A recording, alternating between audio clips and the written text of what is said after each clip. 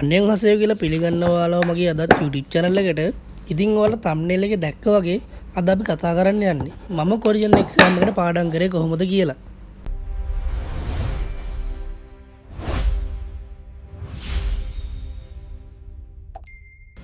ඉතින් මම අද ගෙනල්ලා තියෙන්නේ මම කොරියන් exam එකට පාඩම් කරපු විදිය ගැන.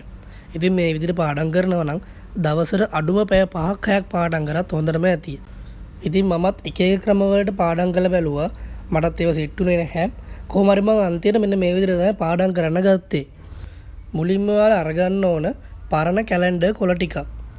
අරගෙන එක එක කොළයක් අරගෙන පාඩමේ අංක එක උඩින් ලියලා පාඩමේ නමත් ලියා ගන්න. ඊට පස්සේ අච්චපොතේ තියෙන රූප කොටස් දෙකයි ඒ පාඩමට අදාළ නාමපද, ක්‍රියාපද සහ ව්‍යාකරණ ටික ලියා ගන්න. ඉතින් මේ රූප කොටස් දෙකයි නාමපද, ක්‍රියාපද, ව්‍යාකරණ කියන කොටස් හතරම පුළුවන් නම් පාට හතරකින් ලියා ගන්න. විශේෂයෙන් ව්‍යාකරණ ටික රතු පාට පෑනකින් ලියා ගන්න. මොකද මේ ව්‍යාකරණ ටික තමයි ඔලුවට දා ගන්න ඕන ප්‍රධානම දේ. ඉතින් මේ කැලෙන්ඩර් කොලේ සම්පූර්ණ කරාට පස්සේ ඔයා මේ කැලෙන්ඩර් කොලේ බිත්තිය අලව ගන්න. දැන් මේ කැලෙන්ඩර් කොලේ ඔයා ලියපු වචන 50ක් 60ක් විතර ඇති. දැන් ඔයා මේ එක දිගට පාඩම් කරන්න අමාරුයිනේ. ඔයා දැන් මේ වචන 50 60 වචන 10න් 10ට වෙන් කරලා කොටු කරගන්න. ඒතර ඔයාට ඒක ලිස්ට් එකක් විදිහට පාඩම් කරගන්න පුළුවන්.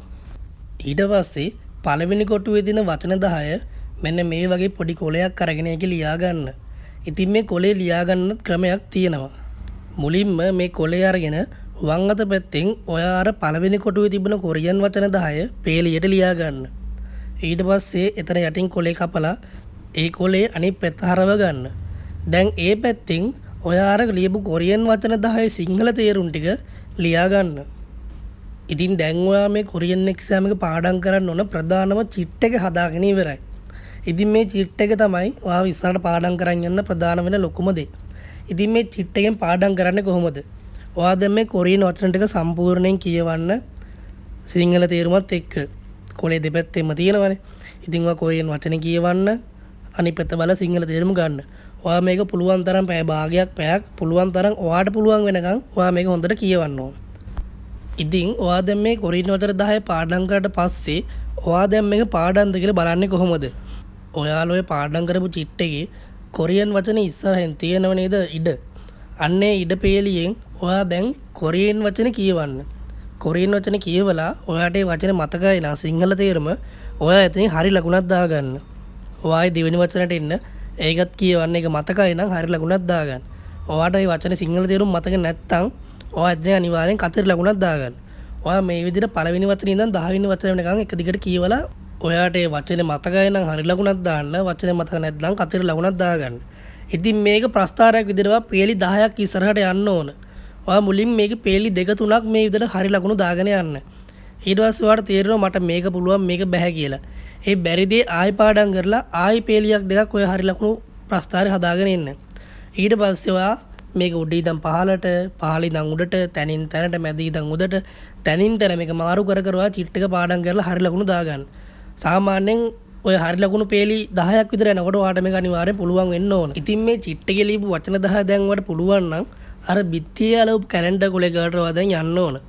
ඔයා ගිහිල්ලා ඔයා පළවෙනි චිට් බොක්ස් එකේ තිබුණ වචන ටික නෝ පාඩම් කරන්න ගත්තේ. අන්නේ කොරියන් වචන ටික ඉස්සරහින් සිංහල තේරුම් මතක් කරලා පෑනකින් හරි ලකුණු දාගන්න. ඒ කියන්නේ ඔයාට දැන් මේ වචන 10 පුළුවන්. ඔයා ඊට පස්සේ ආයි පාඩම් කරලාට දෙවෙනි බොක්ස් එකට යන්න. ඒකත් අර විදිහටම කන්ටිනියු පාඩම් කරන්න. ඒකත් ඊට පස්සේ ආයි අර විදිහටම කැලෙන්ඩර් කොලේට ගිහිල්ලා හරි ලකුණු දාගන්න. ඔයා ඔය විදිහට ඔය කොටු ටික පුරවන් යද්දී වගේ පළවෙනි කැලෙන්ඩර් කොලේම සම්පූර්ණ වෙනවා. එතකොට ඔයා හැමදාම කරන්න ඕන දෙයක් තමයි ඔයා මේ පළවෙනි බොක්ස් එකේ ඉඳන් ඒ තියෙන හැම වචනයක්ම පාඩම් කරපු හැම වචනයක්ම හැමදාම උදේට, දවල්ට, හවසට, රැයට ඔන්නේ වේලාවල් 4ට අනිවාර්යෙන් ඔයා මේක කියවන්න ඕන. මේක කියෙව්වොත් විතරයි කටපාඩම් වෙන්නේ.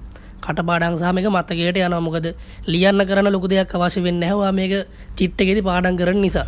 ඉතින් ඔය විදිහට තමයි මම කොරියන් එක්සෑම් එකට පාඩම් කරේ. ඉතින් මේක සරලම ක්‍රමයක් මේ එක්සෑම් එක පාස් වෙන්න. ඉතින් මේ වීඩියෝ එක වැදගත් වුණා නම් මේක වගේ යාළුවෙක්ටත් බලන්න ෂෙයා කරන්න අමතක කරන්න එපා. අපේ වීඩියෝ හොඳයි නම් අපේ channel එක subscribe කරන්නත් අමතක කරන්න එපා. ඊළඟ වීඩියෝ එකේ මුණ ගැහෙනකම් ඔයාලා හැමෝම සතුටින් පරිස්සමෙන් ඉන්න කියලා ප්‍රාර්ථනා කරනවා.